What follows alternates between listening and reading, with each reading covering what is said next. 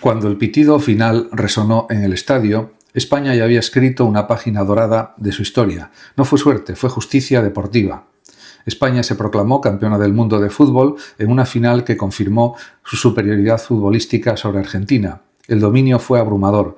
Hasta 20 ocasiones claras de gol generó el combinado español a lo largo del encuentro, frente a una única oportunidad argentina. Sin embargo, el fútbol tiene sus propias reglas y solo una de esas 20 llegadas se transformó en gol.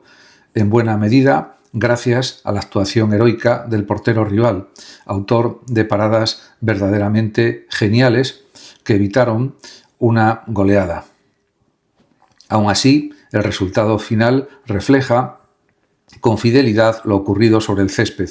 España mereció el título por calidad, control del juego y generación de peligro constante. Argentina, por su parte, puede sentirse orgullosa de su plata mundial, un logro nada desdeñable que corona una gran trayectoria en el torneo. En definitiva, España es una campeona justa y merecida, y Argentina una subcampeona con honor, una final que quedará en la memoria del fútbol mundial. Tenemos miles de contactos y ni uno para llamar a las 3 de la madrugada. Nunca en la historia habíamos estado tan conectados técnicamente o tecnológicamente y nunca nos habíamos sentido tan solos emocionalmente. Esta paradoja se ha vuelto tan grave que varios gobiernos ya la tratan como una auténtica emergencia de salud pública. Japón fue pionero. En 2021 creó un Ministerio de la Soledad para combatir el aislamiento social agravado por fenómenos como el hikikomori, personas que se recluyen durante meses o años sin apenas contacto social. Reino Unido hizo algo similar en 2018, nombrando a la primera ministra de la soledad del mundo, tras constatar que millones de británicos reconocían sentirse solos con frecuencia. Estados Unidos, por su parte, vio como su propio director general de Salud Pública declaraba oficialmente la soledad como una epidemia, comparando sus efectos sobre la mortalidad con los del tabaquismo. La psicología ha identificado el mecanismo detrás de esta contradicción.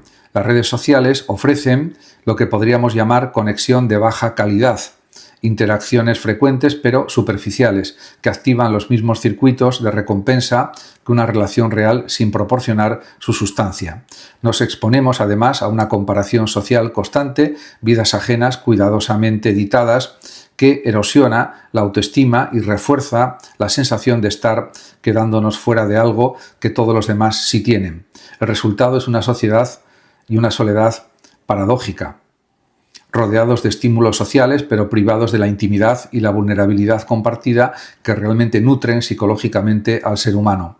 Aquí es donde conviene detenerse en una pregunta filosófica de fondo.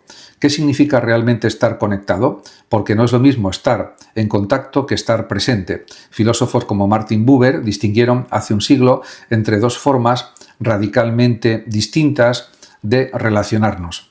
La relación yo-ello, en la que tratamos al otro como un objeto útil o un estímulo más, y la relación yo-tú, un encuentro auténtico donde reconocemos plenamente al otro en su singularidad.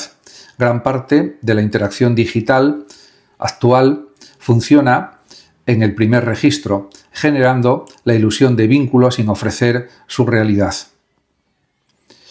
Pero hay una segunda desconexión, todavía más profunda, la desconexión con uno mismo. La hiperestimulación constante de las pantallas deja poco espacio para la introspección, para preguntarse por el propio propósito vital, para escuchar lo que verdaderamente se siente y se necesita. Y sin esa conexión interior resulta casi imposible construir después una conexión genuina con los demás.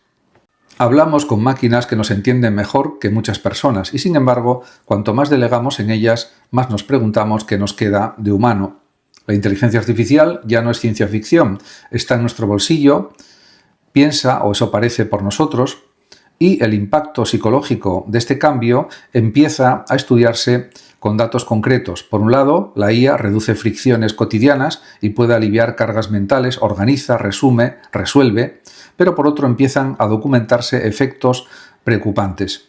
El más estudiado es la llamada dependencia cognitiva, cuando delegamos sistemáticamente tareas en la máquina. Y en este sentido, pues ciertas habilidades cognitivas propias pueden debilitarse por falta de uso, del mismo modo que un músculo se atrofia si deja de ejercitarse. A esto se suma una ansiedad específica casi nueva, el miedo a quedar obsoleto, a que una tecnología nos sustituya en el trabajo o incluso en el pensamiento, generando una inseguridad existencial que hace apenas una generación era impensable. Además, bajo estas cuestiones psicológicas laten preguntas filosóficas todavía más profundas. La primera es la de la conciencia. ¿Qué es exactamente tener experiencia subjetiva, sentir, ser consciente de que se es consciente? Filósofos como David Chalmers, por ejemplo, la han llamado el problema difícil de la conciencia, precisamente porque no sabemos, ni siquiera en los propios seres humanos, cómo surge la experiencia subjetiva a partir de procesos puramente físicos, o sea, químicos, biológicos. Si no lo sabemos en nosotros mismos, resulta todavía más difícil determinar si una máquina, por sofisticada que sea, puede llegar a tenerla. La segunda pregunta es si una máquina puede pensar. Alan Turing propuso hace décadas un criterio pragmático. Si una máquina puede conversar de forma indistinguible de un humano, podríamos considerar que piensa, pero el filósofo John Searle replicó con su célebre experimento mental de la habitación china. Alguien puede manipular símbolos siguiendo reglas y producir respuestas perfectamente coherentes sin entender absolutamente nada de lo que dice. Así, sostiene Searle, funcionaría una IA, simulación perfecta de inteligencia sin comprensión real detrás. Esto conduce a la tercera pregunta, quizá la más importante. ¿Qué nos hace humanos frente a una máquina que imita cada vez mejor nuestro lenguaje? Probablemente no sea la capacidad de procesar información, sino aquello que ninguna IA posee: cuerpo, vulnerabilidad, mortalidad, la experiencia vivida de sufrir y de amar, y una conciencia moral capaz de sentir la injusticia. No tenemos 200 años, no tenemos 300, tenemos con suerte unas décadas de conciencia encendida en un universo que lleva miles de millones de años sin nosotros y que seguirá miles de millones de años más sin nosotros. Y sin embargo, vivimos muchas veces como si el reloj no corriera. Jesús Mosterín, filósofo español fallecido en 2017, catedrático de Lógica y Filosofía de la Ciencia y uno de los grandes introductores de la filosofía analítica en España, dejó escrita una de las imágenes más lúcidas y serenas sobre la condición humana. Todos los seres vivos somos, en sus propias palabras, configuraciones efímeras de las partículas que nos constituyen, pompas de jabón, fogonazos fugaces, olas en el océano inmenso de la realidad. No hay metáfora más precisa. Una ola se levanta, brilla un instante bajo el sol y vuelve a fundirse en el agua de la que procedía. Eso somos, un arreglo temporal de materia que durante unos años tiene la extraña propiedad de pensar, sentir y saber que existe, antes de disolverse de nuevo en aquello de lo que salió. Mosterín no lo decía con angustia, sino con una honestidad casi científica. Como recordaba citando a Aristóteles, la única forma biológica de prolongarnos mínimamente es la reproducción, pero incluso ese linaje, insistía, tiene los días contados. No hay trampa posible frente a la finitud. Y sin embargo, lejos de resultarle deprimente, esta conciencia de la fragilidad era para él el punto de partida de una vida vivida con plenitud. La vida, decía, es formidable en la medida en que la llenemos de momentos formidables. En este sentido, hay que señalar que esta es precisamente la clave que conecta su pensamiento con la reflexión que se plantea. Si de verdad asumiéramos, no como dato abstracto, sino como convicción interiorizada, que nuestro tiempo es limitado, cambiaría radicalmente el modo en que administramos cada día. Dejaríamos de posponer indefinidamente lo que de verdad importa, dejaríamos de vivir instalados en la comodidad de ya habrá tiempo y empezaríamos a priorizar con honestidad qué merece de verdad nuestra energía y qué es simplemente ruido. Y aquí aparece también la cuestión del riesgo. Priorizar de verdad implica casi siempre renunciar a algo, a la falsa seguridad de lo conocido, a la comodidad de no arriesgarse, al miedo a fracasar en la búsqueda de lo que realmente se desea. Quien vive como si fuera a vivir eternamente puede permitirse la parálisis, la indecisión perpetua, el aplazamiento. Nunca habíamos tenido tanto y nunca nos habíamos sentido tan vacíos. Tenemos neveras llenas, pantallas que nos conectan con el mundo entero y comodidades que hace un siglo hubieran parecido ciencia ficción. Y sin embargo, algo esencial parece habérsenos escapado entre los dedos. La psicología positiva lleva más de 2 décadas documentando un fenómeno que parece contradecir el sentido común. A partir de cierto nivel de ingresos, el aumento del bienestar económico deja de traducirse en un aumento proporcional de la felicidad. Es lo que se conoce como la paradoja de Easterlin. Ganar más dinero cuando apenas se tiene nada cambia radicalmente la vida, pero una vez cubiertas las necesidades básicas, el dinero adicional aporta cada vez menos satisfacción vital. Mientras tanto, las tasas de ansiedad, depresión y sensación de vacío existencial no han dejado de crecer en las sociedades más prósperas del planeta. ¿Por qué ocurre esto? Una explicación es la llamada adaptación hedónica. Nos acostumbramos rápidamente a cualquier mejora material y lo que ayer nos parecía un lujo, hoy se convierte en la nueva normalidad, dejando intacta nuestra necesidad de algo más. Perseguimos bienestar material, pero el ser humano no busca solo estar cómodo, busca sobre todo que su vida tenga sentido, y ese sentido no se compra. También aquí es donde las grandes tradiciones filosóficas tienen mucho que decir, porque llevan más de 2000 años analizando exactamente este problema. El estoicismo, con Epicteto, Séneca o Marco Aurelio, sostenía que la felicidad no depende de las circunstancias externas, riqueza, fama, placer, sino de nuestra relación interior con ellas, de cultivar la virtud o bondad, la serenidad y la aceptación de lo que no podemos controlar. Un estoico actual diría que hemos confundido tener más con vivir mejor.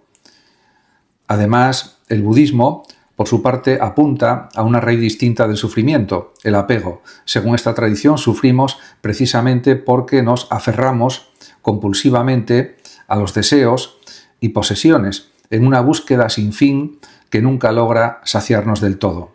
La propuesta budista no es acumular más, sino soltar, practicar el desapego, la atención plena, el presente, como camino hacia una paz que no depende de las circunstancias externas.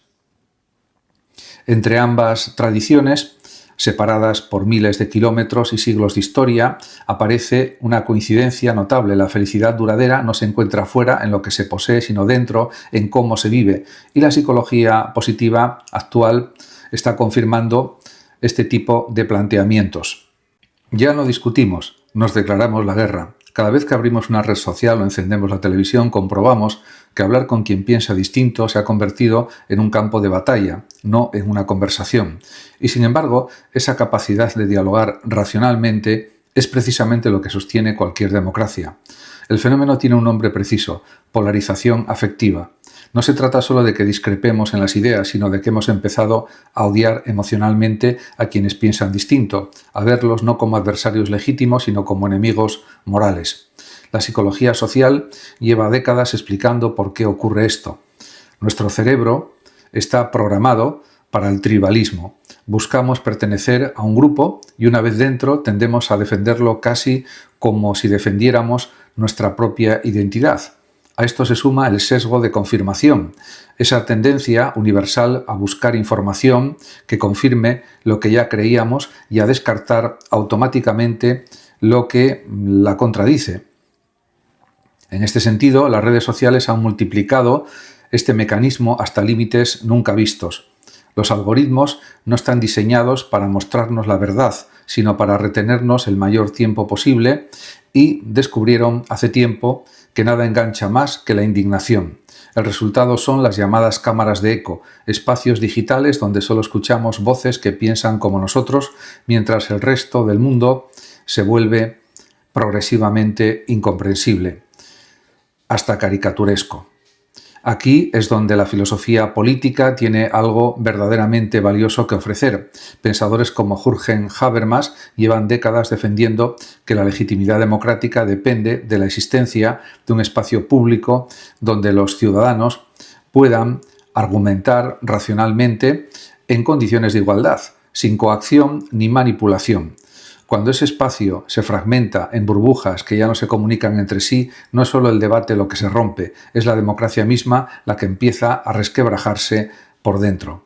La filósofa española Adela Cortina, de quien realmente podemos decir que es una de las pensadoras más importantes, pues realmente distingue entre los mínimos de justicia que todos deberíamos poder compartir, el respeto a la dignidad humana, los derechos básicos y los máximos de cada proyecto de vida particular sobre los que es legítimo discrepar sin por ello negarle al otro su condición de interlocutor válido. Reconstruir el diálogo no exige que todos pensemos igual, sino recuperar la capacidad de reconocer al que piensa distinto como alguien que también merece ser escuchado. En definitiva, superar la polarización no es una tarea solo tecnológica ni solo política.